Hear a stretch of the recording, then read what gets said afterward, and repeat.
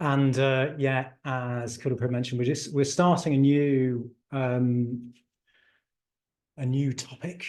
We're looking at a particular sutta.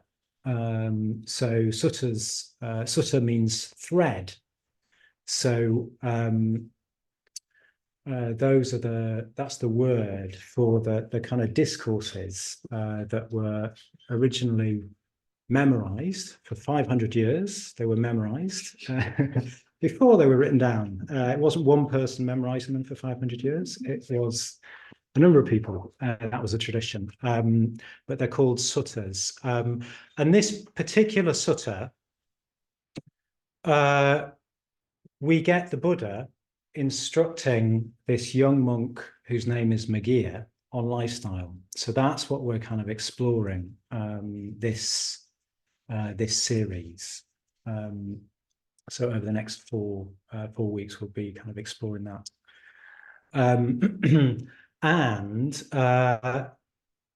they're wonderful, these stories. They're so rich.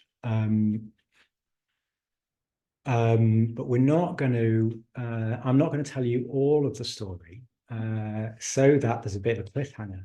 And you have to come back next week and find out. Actually, you have to come back the week after next to find out what happens. But I'm going to nonetheless tell you the start of it, the start of the story. And it opens simply with the Buddha and his attendant, Meghia, on Kalika Hill. So that's all we know. It's a bit, we're sort of floating a bit free, dizzy, sometimes jumping into the suttas, because there's, where are we? we've got a line, a sort of hill shape, and we've got two figures. But sort of what's the context? Hopefully we'll be able to sort of fill that out a bit more tonight, as to something of the life and the lifestyles that were available to those early Buddhists. But it's safe to say that they were probably in the jungle, basically. Kalika Hill. I don't know where it is, but it's good to have a name, isn't it? Because it puts you in a definite place, even though we don't know where it is. And they were deep in the jungle. These two people, and so Meghia, a young monk, we don't know what age the Buddha would have been, probably relatively young. And Meghia asks the Buddha for permission to go into Jantu village. So this is what the followers of the Buddha would do. They would go into the village and beg for alms. It's not what Amrachandra does generally for lunch, but back then that's what all the monks and nuns did. And so the Buddha gives him permission. I don't know how far he needs to walk, but he walks into Jantu village, and on the way back, he is walking along the river, and he sees this beautiful mango grove. Now, again, we're a bit sort of floating free. What does that mean? Well, apparently the mango trees, the leaves are very closely, they grow very close together. So mango grove, which is often on the edge of a village, apparently, is very, very good for meditating in, because it's very cool, which is what you want in India. So he sees this, and he thinks, "Ooh, that looks good. That looks like a great place for me to meditate and go deeper into my practice." So he goes back to the Buddha, seemingly pretty confident that the Buddha is going to give him permission, but he nonetheless, being the etiquette of a disciple, would ask the Buddha for permission to go into Jantu, to go and meditate in this mango grove. And perhaps to his surprise, the Buddha says, "Wait a while, Meghia. until another monk comes. But Meghia pushes. He's not going to take no for an answer too easily, so he pushes, and then he pushes again. By which point the Buddha actually says. So the Buddha, the enlightened one, who is trying to help other people get enlightened, and one of the principal methods he suggests is meditation. So the Buddha says to him, Meghia, what can I say when you talk of meditation? What can I say, the Buddha, when you talk of meditation? So he's sort of saying, I teach meditation and enlightenment, and you put me in an impossible position, haven't you, Meghia? Anyway, it's a little bit of sort of comedy. So that's as much of the story as I'm going to share for now. But it's quite interesting, isn't it? We've got a young man who's the attendant to the Buddha. He's with an enlightened human being. First time that's possible in history. And he wants to go somewhere else to deepen his practice. So he's got a kind of lifestyle kind of lust. He's lusting after another lifestyle.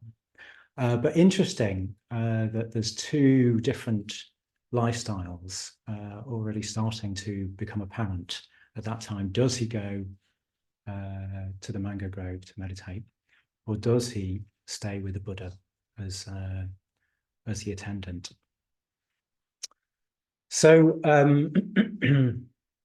that's the story thus far. I'm not going to tell you what happened. We're going to find out a bit more, but it gives us a bit of context and this sort of dilemma over actually what is the best lifestyle. So Meghia clearly thinks the best lifestyle for him is to go and meditate. That's what's really going to conduce to his growth and development and deepening of his practice. But the Buddha's saying, wait a while. Now, is the Buddha saying that for his own convenience? Probably not. He's probably saying it for Meghia's benefit, but Meghia is kind of pushing. So it just raises this question of lifestyle. So the Buddha did recommend particular lifestyles. The word lifestyle sounds neutral, doesn't it? That word style, I was reading Sangharakshita talking about this, I thought it was very well put, that word style sounds like, it could be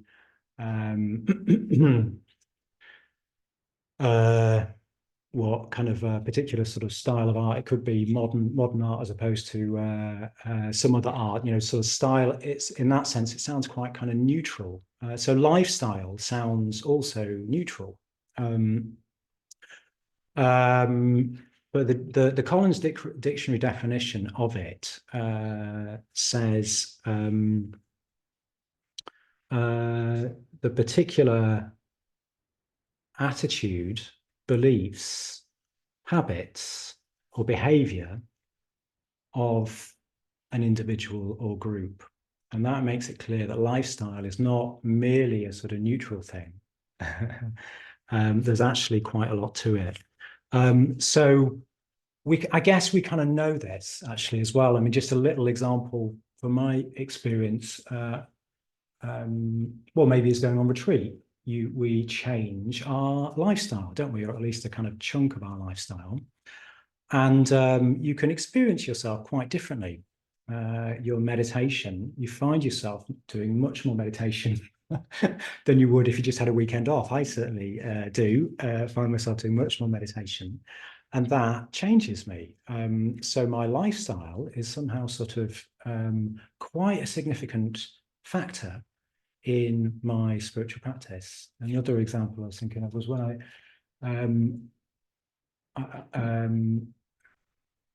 good number of years ago, as a Buddhist, I'd become a Buddhist, but I go back to see my parents, and I'd noticed that I wasn't doing very much meditation. when I'd go there. It would get sort of squeezed or lost. I wouldn't do it at all. And initially I thought that's just a practical thing. But then actually kind of going back, I realized, no, it's harder. It's harder to meditate at my parents' house. Why is that? So actually the conditions we put ourselves in, this is really what lifestyle's getting at, that the conditions we put ourselves in are a significant factor in the energy with which we engage with our practice. Actually, we're strongly affected by conditions, particularly at the outset. I mean, now with my parents, I just meditate, but I sort of know that it's slightly harder. I'm affected by the environment, by my environment, and I'm kind of used to that sort of shift. So yeah, this is kind of this is what's going on. That we're just sort of, the Buddha's sort of saying, not that lifestyle, this lifestyle. And that's why he's saying it, because actually it has a big effect.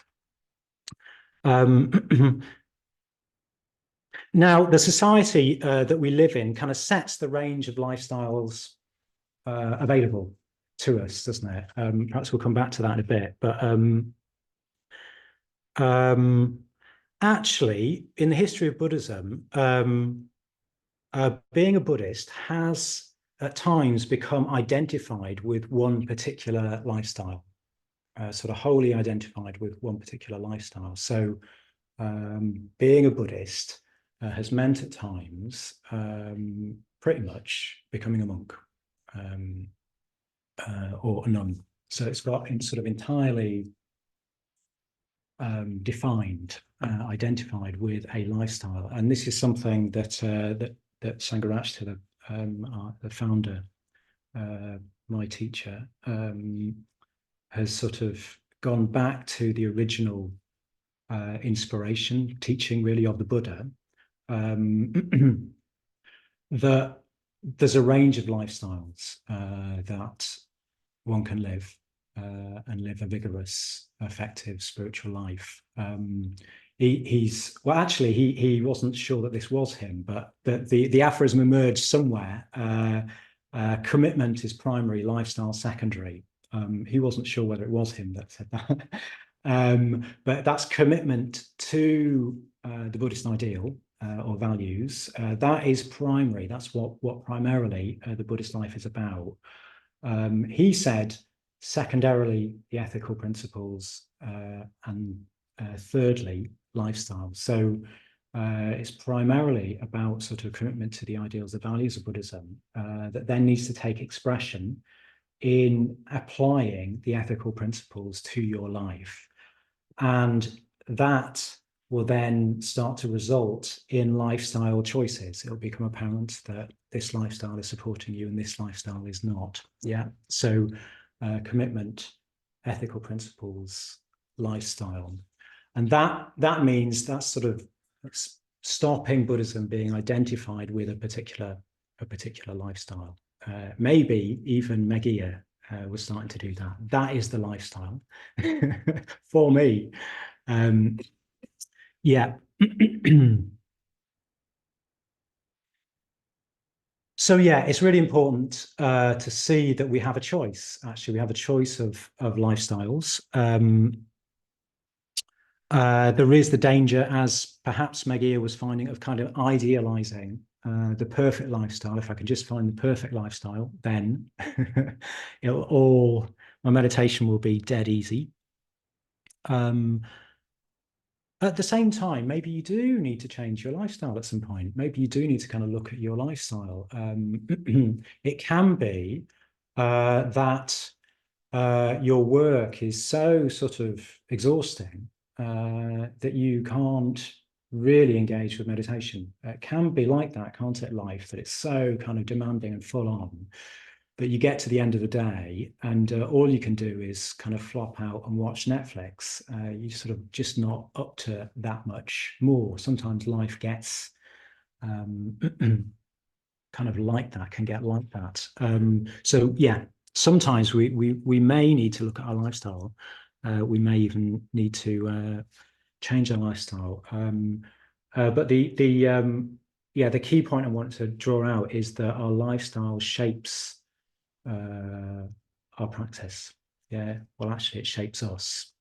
Our lifestyle actually sort of shapes us. So that's one key thing about lifestyle. How is your lifestyle sort of shaping you? Another key thing is what sort of opportunities actually does your lifestyle afford you? In this case, in order to live a Buddhist life, what sort of opportunities does it afford you? So in order to unfold that a bit, the opportunities, I wanted to have a look at lifestyle, as the talk title suggests, in the time of the Buddha. What were the kind of lifestyles in the time of the Buddha? I'm taking this from a book called Buddhist Saints in India, which has quite a lot to say about that. It's very, very interesting, kind of scholastic work. It's still accessible. It's not kind of horribly scholastic, but it's it gives us a quite sort of helpful model. So it talks of the threefold model of lifestyles back in the Buddha's day. And it's arguing against the kind of twofold. The twofold model is there's just householders and monks. That's often the story that has been passed down, actually. But he's arguing no, there's a threefold model of lifestyle in the time of the Buddha. It's quite important. It's quite interesting kind of point that he's making. But we'll unfold that as we go through.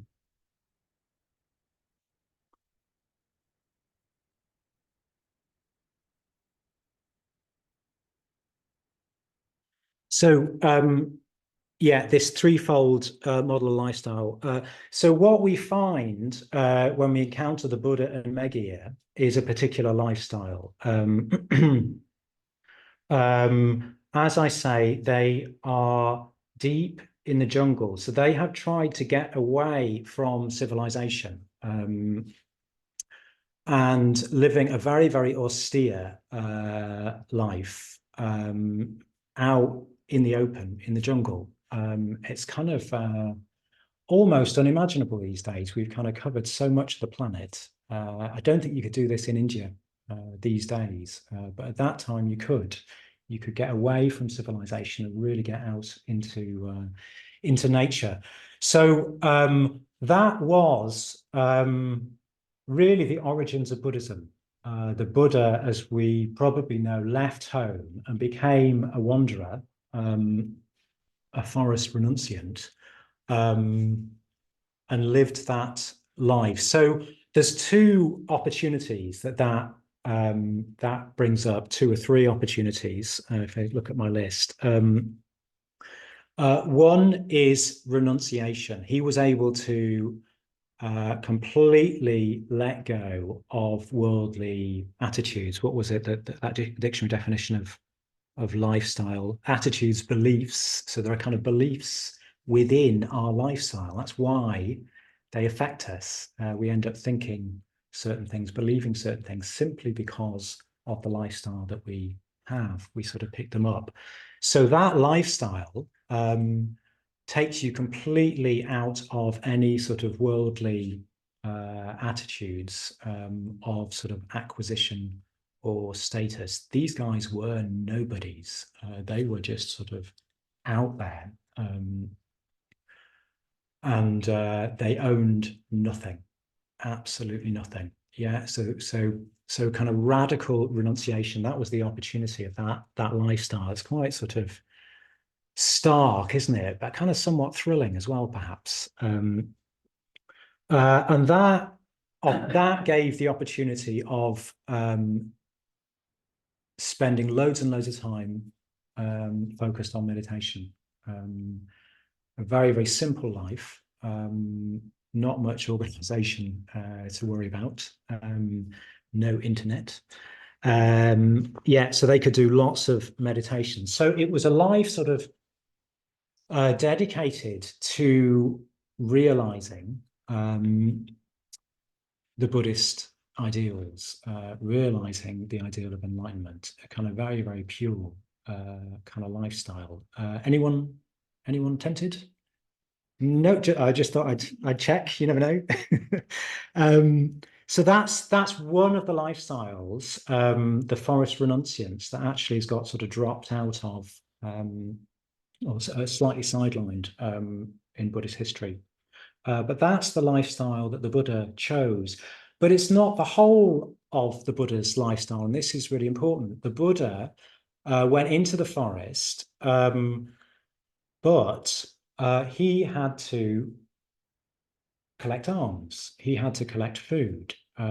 So he was actually in intimate relationship with the village, too. And this is really, really important, because what the Buddha did when he got enlightened was he went back into the village and the town to teach.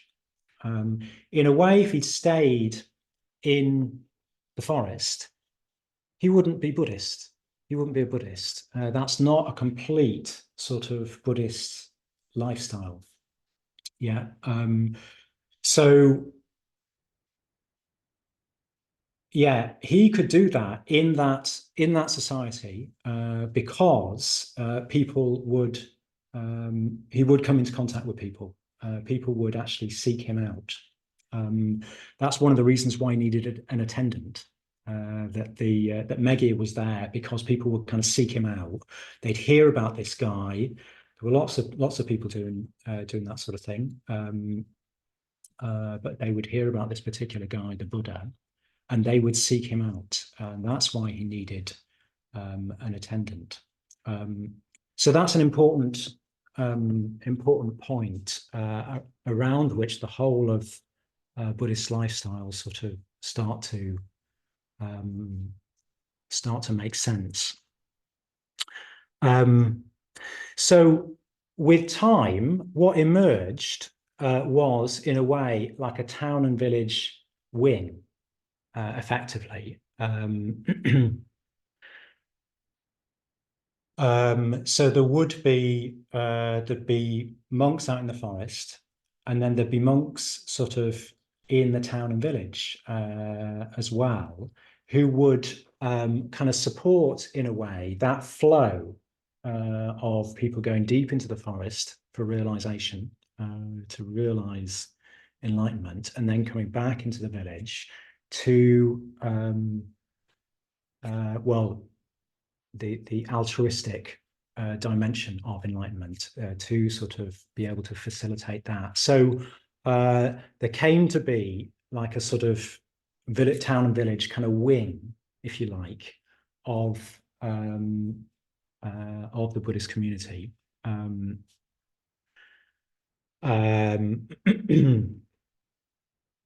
And they would just stay there. They would stay, and out of that grew monasticism, in a way, kind of settled monasticism. So that's another lifestyle. So there's a forest renunciance, and then there's the kind of monastic renunciance, and then there's the householders. So the Buddha was in contact with all of those people from all of those different lifestyles. But I'm meant to be telling you the opportunities, aren't I? Yeah. So the householders. Well, the opportunities of the householders, actually, one of them is money. So the forest renunciants wouldn't have any money, and that would limit part of the Buddhist project of kind of reaching out into the world, reaching more and more people. But the householders were earning money. Actually, it was quite an affluent time in India, in the Ganges plains at that time. So there was money around. And the householders were able to provide that, give that. Anatta Pindika was one of the most famous donors, and he lived a householder lifestyle. He had a family, would have been an extended family, so very, very busy, but he was also wealthy and he was able to give a lot of money. So that was one of the opportunities of that lifestyle at that time. It also, there were people who were in positions of sort of decision making. So they were able to kind of influence society as the Buddhist community grew in positive ways for the benefit of people trying to live a Buddhist life.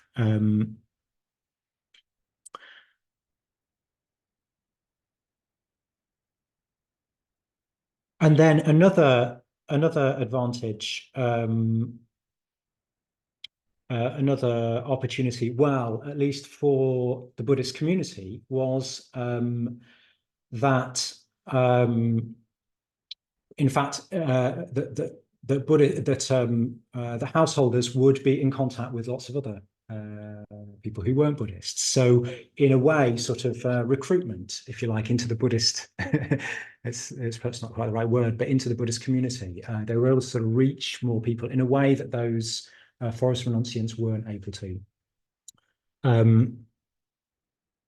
So actually, Anathapindika was one of them. It was Anathapindika's brother, if I remember rightly, who first mentioned to him the Buddha. And it was simply the hearing of the name of the Buddha that somehow kind of really got through to Anathapindika. And he changed his life. He had to go and find this man, the Buddha. So those are some of the opportunities of that lifestyle, and then the kind of in between lifestyle, the sort of town and village renunciants, the monastics.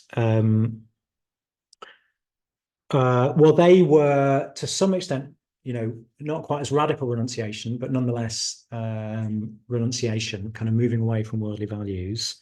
But they were able to sort of build kind of institutions, gather resources, so that they could create conditions for local people to live a full-blooded Buddhist life. Yeah, so that was something the forest renunciants couldn't do. So intrinsic to the forest renunciants was this movement back into the village to help other people, altruism. But actually, it wasn't that far-reaching. The monastics enabled it to reach much, much further, and actually to sort of train people to kind of leave and go to different countries. Even it probably would have died out without that element. So that's the threefold model of lifestyle from kind of our early Buddhist history. And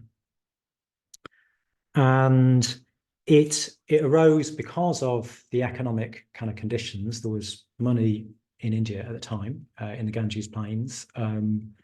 Trade had started to take off, apparently. But it was also possible because there were values in society whereby people wanted to support renunciants, spiritual seekers.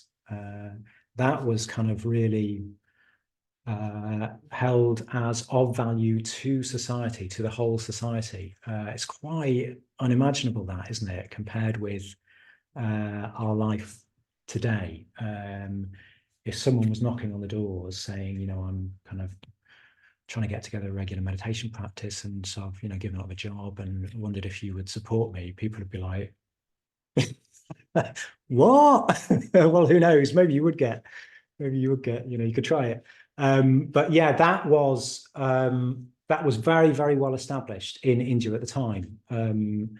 They were seen as really benefiting society. So that's quite different. So coming up to today, what do we do with this? well, there are certain sort of experiments with lifestyle that Triratna has history of, has explored over the last 50 years. Is Triratna alive? 50 years, something like that. Which you can see sort of take inspiration from this or take principles, if you like, from this kind of model. But it wasn't really a sort of plan. It just sort of started happening. And principally, it started happening from retreats, actually. People went on retreat. They changed their lifestyle for a weekend and discovered, oh my God, this kind of really helps. I can meditate much better, and I actually kind of enjoy kind of living in this more sort of communal way.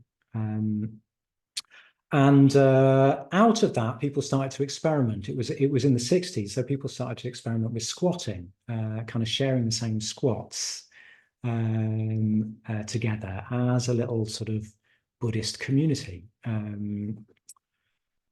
So that experiment has sort of continued. There are people who live together with other Buddhists. So a sort of kind of like semi-monastic sort of experiment in a way, a sort of town and village sort of semi-monastic kind of experiment. And then another economic difference, or out of the sort of economic difference, where do people who are going to renounce sort of get money from? Well, another little experiment that has happened in Triratna is right livelihood businesses. So Buddhists getting together to work on the basis of Buddhist principles. So kind of generosity, giving money away, raising money to give money away, but kind of turning that working situation into the opportunity for more intensive kind of spiritual practice. That's been experimented with as well.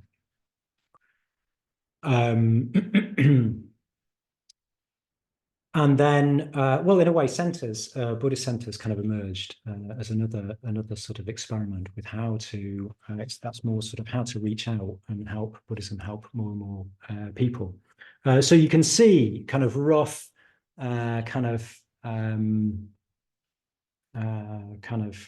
similarities with that sort of threefold model starting to emerge. Retreat centers where people live much more on retreat. And then yeah, so within Triratna, there's a whole range of kind of lifestyles sort of lived. There's people who are have got families and kind of that sort of thankless task of bringing people up, kind of a demanding task of bringing kids up into adulthood, an important sort of work. There's people living a householder life who well, have particular vocations. I was thinking of Papa Jata, an order member who's been a social worker. And you speak to her about her work. She has to do that work. She has to do that work. I don't mean neurotically. She's just like built to do that work. You can see she makes an extraordinary difference doing that work. We just had on Sunday, didn't we? We had Deva Mitra, who was on a solitary retreat for 9 months. Can you imagine doing that? That's pretty radical kind of renunciation. Admittedly, only 9 months. The Buddha made it his whole life. But nonetheless, just hearing him talk about that has kind of affected me. So we've got experiments in all sorts of different directions. In Cambridge, there's a whole load of communities as well. We've got a lot of people who've reduced their working hours. they've decided that actually their work is taking too much energy, and they want to have more energy available for their spiritual practice, for helping other people in their spiritual practice. It's a huge, great community. I don't know how many people, probably 500 people associated with the centre, and it's fascinating hearing stories actually of how often not immediately on coming into contact with meditation and Buddhism, but over time, as they've sort of committed to or felt they want to pursue a Buddhist life more fully, that's meant applying ethical principles, and that's nudged and pushed in their lifestyle, in the area of their lifestyle, and led to changes. Yep. So I'll say, I want to say, there's a last area that I want to sort of open up about how all these lifestyles sort of interrelate, because they're not sort of set and fixed. Vimala Bandhu, I live in a Buddhist community, but Vimala Bandhu doesn't. He comes for dinner with us every 2 weeks and cooks for us, actually. So he lives sort of somewhere in between. So I think that's one of the things afforded us of the modern context, that we can experiment more, actually. We've got more opportunity to sort of try different things out. Lifestyle was a bit more sort of set in the Buddha's time, but in our time we can kind of experiment a bit more. So what I thought we could do is just break up into groups and just explore this area, explore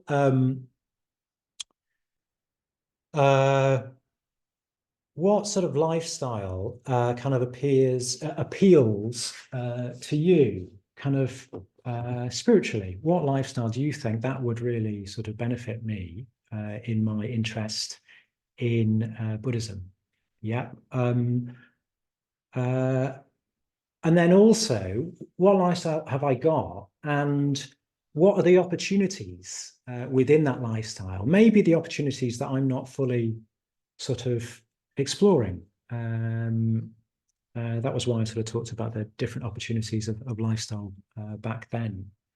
What are the opportunities within the lifestyle I got, so that we don't find ourselves on the wrong side of Meghia's dilemma, of kind of the grass is greener over there.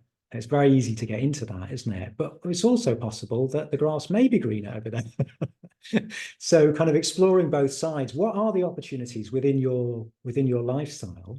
You're not going to be followed up as to whether you're pursuing those. It's just to explore what are the opportunities within your lifestyle, and what of other Buddhist lifestyles, Buddhist experimental lifestyles, sort of are you kind of attracted to? Yeah, those two questions. I guess one of the benefits now is that there's a fluidity. We can get on retreat very easily, actually, and try out a different lifestyle. You can try out, there's opportunities for trying out community living, or just being in contact with people who are doing that and just exploring it. There's all sorts of, like people from particular jobs are able to sort of help the centre in all sorts of really, really helpful ways because of their kind of skills in society. So this is really the sort of the vision of an alive sort of Buddhism, these kind of interrelated lifestyles, and I think nowadays there's even more sort of opportunity to move very fluidly through those lifestyles. So I wanted to finish with that last quite sort of uplifting kind of point that we get from Reginald Ray. So I've run over just a little bit, but I hope that's been stimulating kind of reflection for you in the area of lifestyle. Many of us are going on retreat this weekend, so we'll be able to try it out. And next week we'll just be unfolding a little bit more, in a way, of the context, actually, of this unfolding story, this exchange between the Buddha and Meghia. So